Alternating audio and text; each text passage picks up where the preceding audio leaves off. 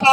और भारत की अगर खूबसूरती थी तो एक छत के नीचे कई परिवार रहा करते थे, लेकिन आज हमारे यहाँ परिवार ही खत्म होते जा रहे हैं।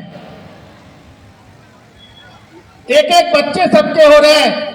कैसे हिंदू एकजुट होगा, कैसे हिंदुओं की संख्या बढ़ेगी? इसलिए देखो, जब तक पत्थर पहाड़ से जुड़ा रहता है तब तक वह सुरक्षित रहता है। जब तक ये पेड़ से पत्ते जुड़े हैं तब तक इसमें हरियाली है। जिस दिन ये पत्ता टूट कर नीचे गिर जाता है इसका कोई अस्तित्व नहीं रहता है। ठीक उसी प्रकार जब तक आप परिवार से जुड़े हैं तभी आपका अस्तित्व है, जब तक आप एकजुट हैं तभी आपका अस्तित्व है, नहीं तो ऐसे बढ़ते चले जाओगे। मेरा निवेदन है आप सबसे कि अब हमें छोटी छोटी बातों पे हमें अपनी मान प्रतिष्ठा यश कृति का ध्यान नहीं रखना है।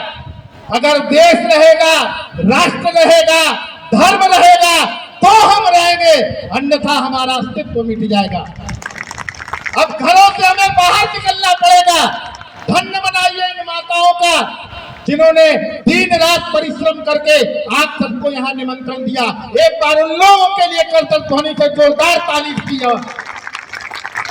उसके बाद भी आपकी संख्या देख लीजिए, क्यों ऐसा हो रहा है?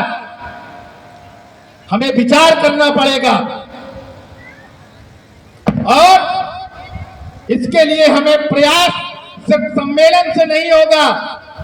अभी हमने देखा हमारे छोटे छोटे बच्चों ने कितना सुंदर प्रस्तुतिकरण किया। देखो, जब मिट्टी कच्चा हो ना तभी हम उसको आकार दे सकते हैं, पक जाने के बाद कोई आकार नहीं दे सकते।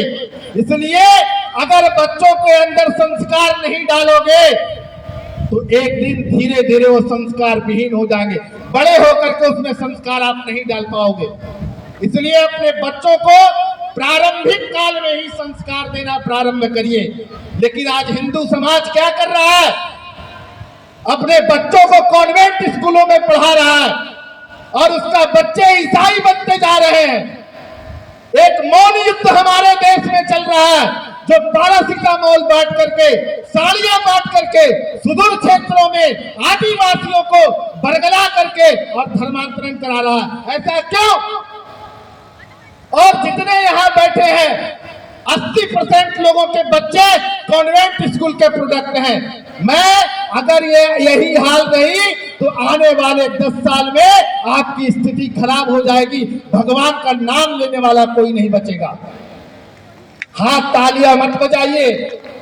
उनके यहाँ जाकर के देखिए, उनके यहाँ जहाँ धार्मिक स्थान होता है वहां मदरसे चलते हैं और आपके यहाँ जहाँ धार्मिक मंदिर है वहां पे धर्मशाला खोल करके व्यापार चलाया जा रहा है, जबकि वहां बच्चों को शिक्षा देने का काम है, संस्कार देने का काम है।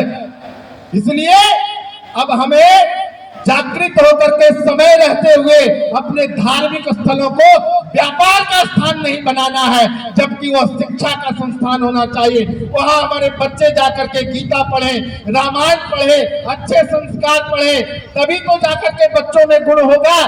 प्रातः काल उठ के रघुनाथा, माता पिता गुरु नावहि माता। कितने हैं जो आज अपने माता पिता का चरण स्पर्श करते हैं? उसका कारण हमारे बच्चे को जो शिक्षा मिल रही है वो सिर्फ नौकर बनने की शिक्षा मिल रही है।